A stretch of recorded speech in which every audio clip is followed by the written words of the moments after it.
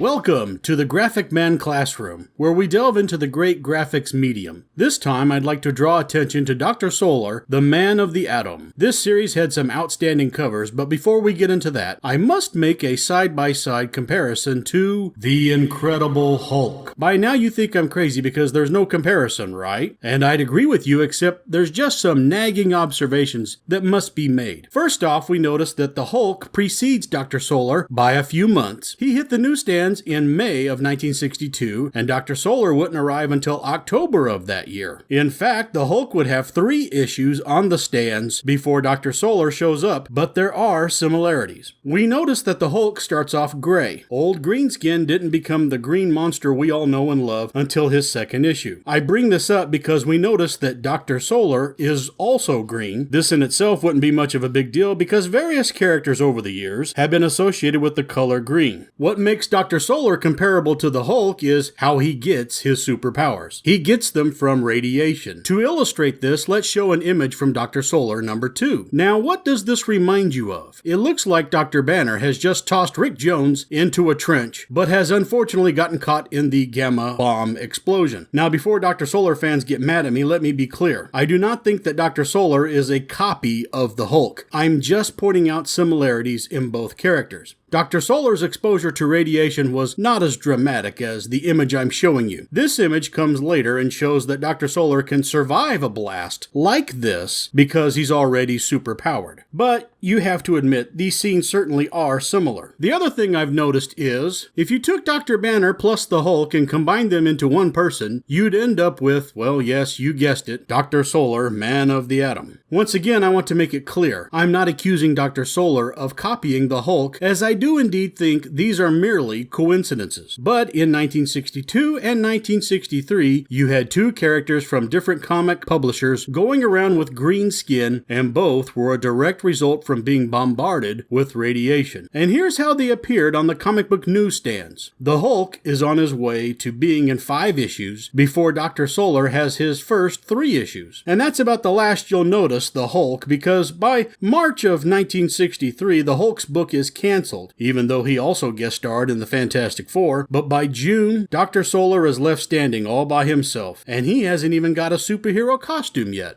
By September of 1963, Dr. Solar gets his costume, and it's red, which balances out with his green face, and in that same month, Marvel Comics had placed the Hulk into the Avengers. But even that only lasted about 2 or 3 issues before the Hulk is removed from the batting lineup. Now, of course, today, the Hulk is easily recognizable, and he has become a household name, but he sure got off to a rocky start. So now that we've had some fun and compared the Hulk to Dr. Solar, which may or may not have been totally fair and objective, let's look at the wonderful painted covers of Dr. Solar.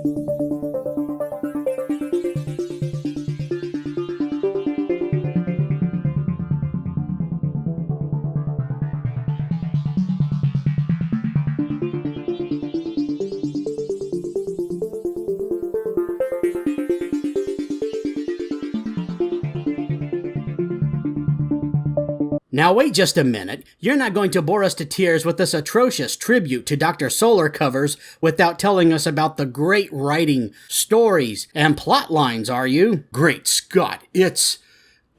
Yes, Graphic Man, it is I, Literature Lad. You can't have a channel devoted entirely to graphics without giving equal time to the literature that is the very backbone of those cute little doodles and ink strokes. I thought I had given you the slip in that old library devoted to Shakespeare sonnets. Oh, I admit that it was a clever plan of yours and a most tempting trap, but after a few weeks, I was able to put 2 and 2 together. The building was condemned and was scheduled for demolition. Didn't you notice the bulldozers pushing in the walls? Who can pay attention to silly distractions when you are completely surrounded by delightful sonnets and shelves of literature? Well, I suppose you can hang out here with me as long as you don't frighten any viewers away. When are you planning on making a video about the greatest comic book series of them all? Let me guess. Classics Illustrated. Yes. Oh, I suppose here in a few weeks. But before that, we will delve into some fascinating subjects of comic book characters getting haircuts, fighting in wars, automobile violations, and how comic books have gone to the dogs. And you're worried about me scaring viewers away?